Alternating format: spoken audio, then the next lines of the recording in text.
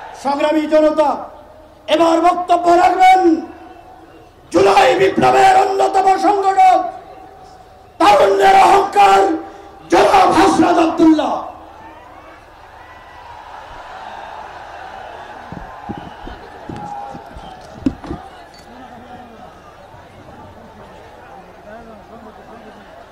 প্রিয় সংগ্রামী সহযোদ্ধা,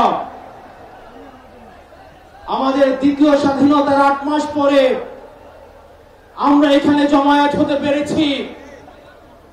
আমরা যেসব দাবিতে জমায়েত হয়েছি আজকে,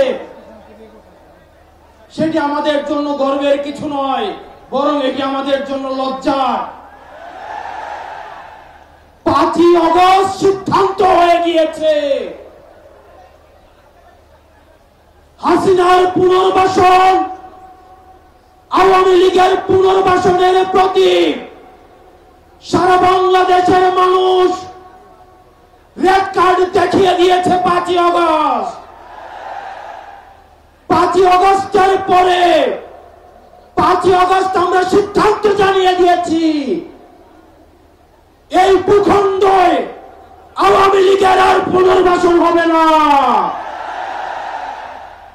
যেই আওয়ামী লীগ আমাদের দাড়ি টুপিওয়ালা ভাইদেরকে বাইতুল মুকাররমের সামনে থেকে টেনে টেনে রাস্তায় নামিয়ে এনেছিল, সেই আওয়ামী লীগের আর পুনর্বাসন হবে না।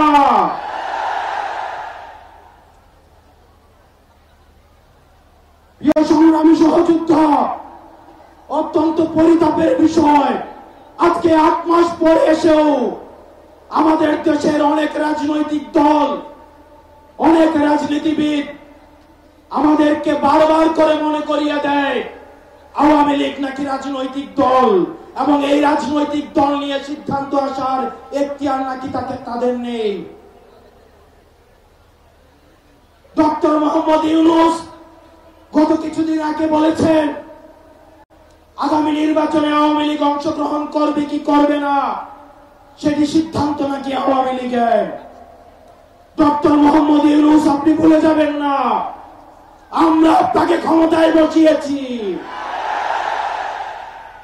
আওয়ামী লীগ নির্বাচন করবে কি করবে না, আওয়ামী লীগ আসবে কি আসবে না, এই সিদ্ধান্ত নিয়েছি আমরা।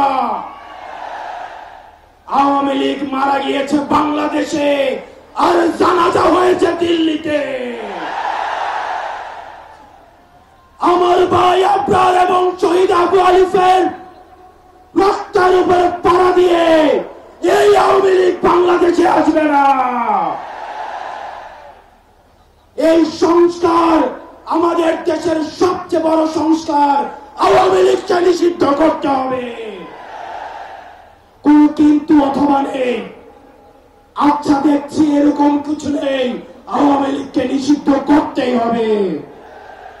আপনারা ভুলে গেলে চলবে না, আওয়ামী লীগ কোন রাজনৈতিক দল নয়।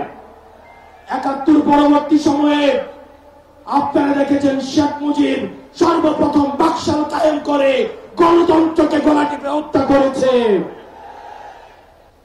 এই বাকশালী দিয়ে ৩০,০০০ জাসদ কর্মীকে হত্যা করে সারা বাংলাদেশে কসাইতন্ত্র কায়েম করেছে।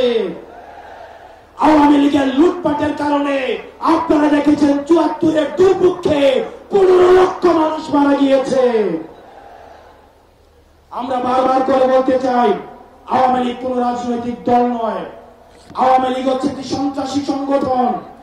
এই সন্ত্রাসী সংগঠনকে নিষিদ্ধ করার মধ্য দিয়ে আমরা সংস্কার দেখতে চাই। একই সাথে সাপ্লায় যে হত্যাকাণ্ড হয়েছে, আমরা আপনাদের কাছে অনুরোধ জানাবো, এই সাপলা হত্যাকাণ্ডে যারা শহীদ হয়েছে, আজকের এই মঞ্চ থেকে এই শহীদের লিস্ট আপনারা জাতির সামনে প্রকাশ করুন। একই সাথে হাসিনার এই ফাঁসি না হওয়া পর্যন্ত প্রয়োজন হলে আমাদের শেষ রক্তবিন্দু দিয়ে এই তরুণ প্রজন্ম আমরা হাসিনার ফাঁসি নিশ্চিত করা পর্যন্ত আমরা আন্দোলন চালিয়ে যাব।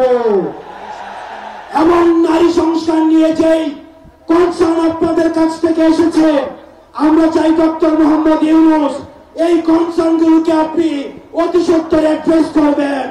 এবং অপ্রয়োজনীয় যে সংস্কারগুলো রয়েছে সেটিকে পাশ কাটিয়ে প্রয়োজনীয় যে সংস্কারগুলো রয়েছে, যেটির মধ্য দিয়ে নারীদের অধিকার নিশ্চিত হয়, যেটির মধ্য দিয়ে নারীদের সম্মান নিশ্চিত হয় এবং আমাদের দেশের ধর্মীয় এবং কালচারাল সাংস্কৃতিক যে সম্মান অক্ষুণ্ণ থাকে, সেই অধিকারগুলো, সেই সংস্কারগুলোতে আপনাকে জোর দেওয়ার জন্য আহ্বান জানাচ্ছি।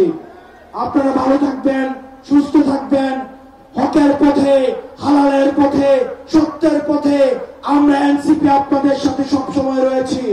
ইনকিলাব, ইনকিলাব, ইনকিলাব। আসসালামু আলাইকুম ওয়া রাহমাতুল্লাহি ওয়া বারাকাতুহু।